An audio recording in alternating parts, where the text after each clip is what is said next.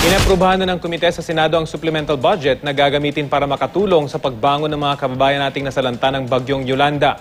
May ulat on the spot si Jam Sisante. Jam?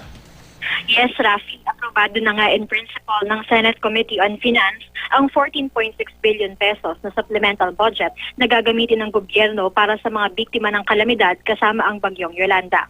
Ang halagang ito ay galing sa hindi nagamit na Priority Development Assistance Fund o PDAF ng mga mambabata sa 2013 dahil ideklara itong unconstitutional ng Korte Suprema. Sa 14.6 billion pesos, 5.6 billion pesos ang mapupunta sa Quick Response Funds ng iba't ibang departamento kasama ng DSWD, DPWH, DOE at Department of Agriculture. Gagawa rin ng Kongreso ng Quick Response Funds para sa DOH at DOTC, sabi ni Finance Committee Chairman Chis Escudero. Ang matitirang balanse ay dadagdag naman sa 2013 Calamity Fund. Inaprubahan din ng komite ang isang resolusyon na nagsasabing pwedeng gamitin ng gobyerno ang savings nito ngayong taon hanggang sa December 31, 2014 kung ilalaan ito sa calamity-related projects. Sa pagdinig, halatang na-frustrate sina Escudero at Senate President Franklin Drilon sa NDRRMC sa babago-bago nitong bilang ng mga individual na apektado ng Yolanda.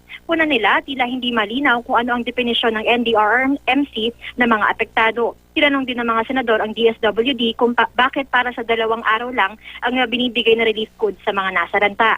Babalikan daw sila ng NDRRMC para tinawin ang impormasyon. At yan muna ang latest mula dito sa Senado. Rafi? Maraming salamat, Jam Sisante.